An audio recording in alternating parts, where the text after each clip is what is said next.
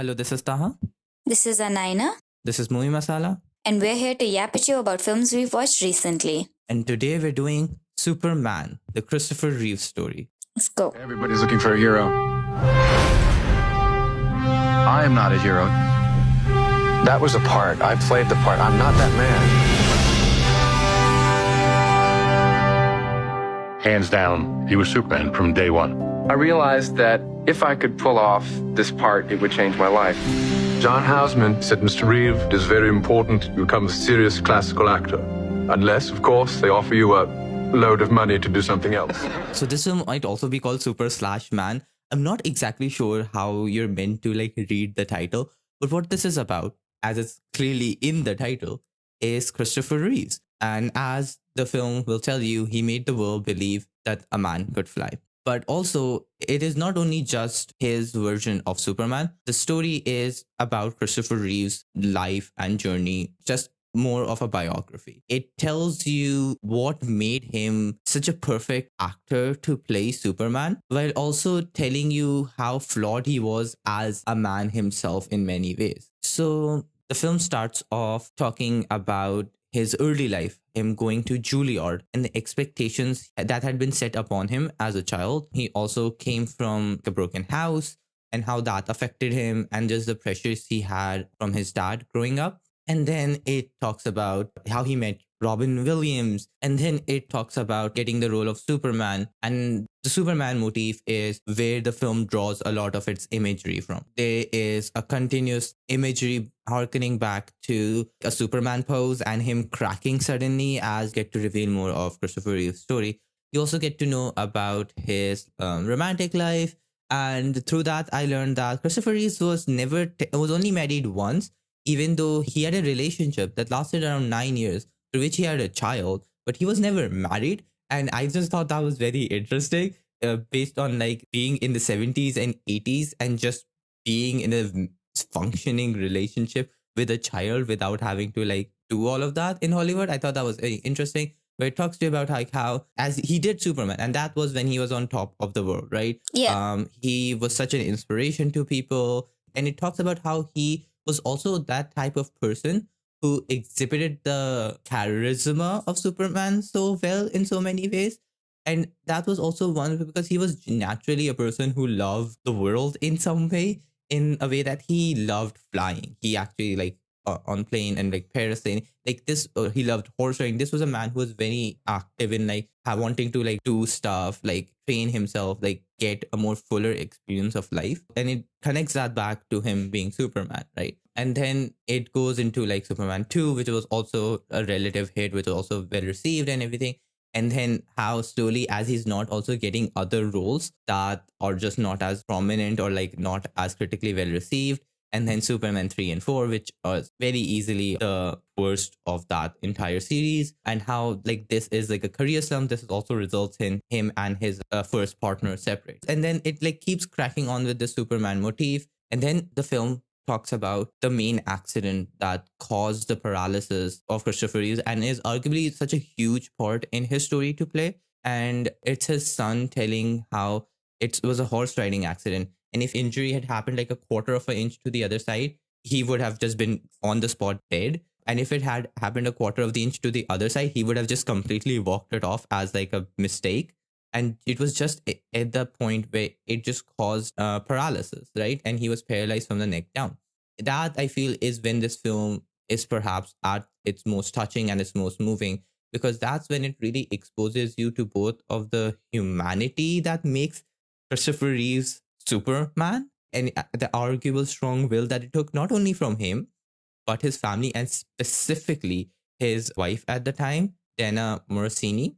That, I think, is also what exposes you to what made him such a flawed person. So it goes into how the only reason Christopher Reeves talks about how he was able to get through his everything was because of his wife making him believe that she still loves him. She says, "You're still you and I still love you."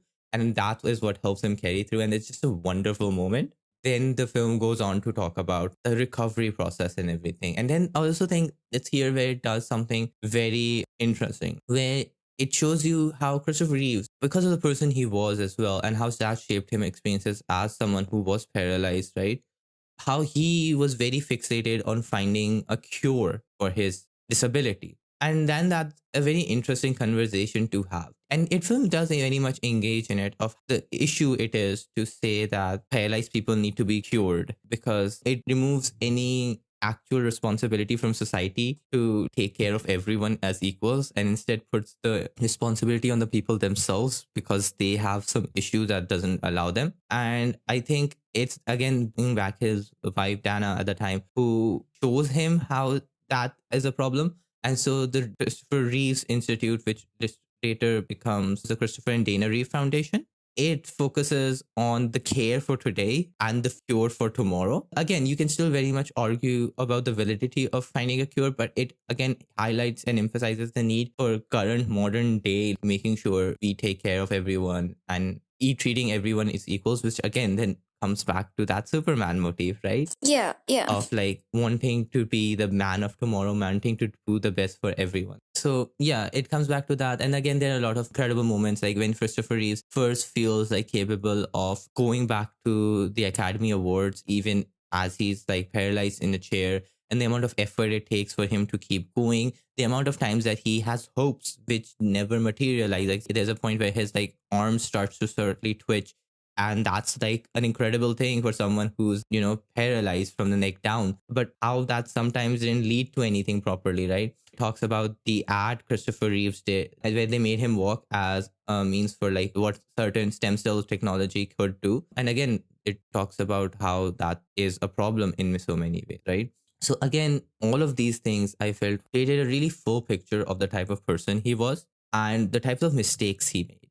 And I think in the end, it does create a really wonderful picture of why this person has such a unique story. And Yeah, I mean, I think it's just, it sounds like a really like well-rounded film in terms of not just showing like how great a person someone was, but like their flaws and kind of focusing on that as well, not just kind of dismissing them, which is honestly the best way to make a biopic film, I think, like where you address the person in their entirety and their whole, rather than just focus on some aspects of them. I think, yeah, again, like it's the flaws that also make him Superman, because it's the flaws in all of us that can be translated into being that man of tomorrow, right? I love the character of Superman, and I feel that was very well represented in this film. So I think that was incredible. I'm just going to quickly go over some of the issues I had with this film. Firstly, I feel sometimes they don't do anything with that Superman imagery that they draw through, and I think it's sometimes left for nothing. And also, I feel sometimes the film is sloppy in not editing, but in its structure. I think sometimes things go here and there, and you're like, this could be easily more organized and structured in a better way, which would just help the story flow much better. It's kind of like a rough diamond sometimes, like it just needs a bit more polish and it's be even better. But again, I think it's a very good film for what it's trying to do and just like capture who Christopher Reeves was and what really made him so perfect in that time to be Superman. And also just like it comes back to the motif of him becoming Superman maybe more after his paralysis and how that made him such a strong human being in so many ways. And last thing I just want to end on is I love how the film doesn't end after Christopher Reeve dies. The film ends after his wife Dana dies, because it showcases the legacy and the impact his life had and the amount of work like he inspired others to do.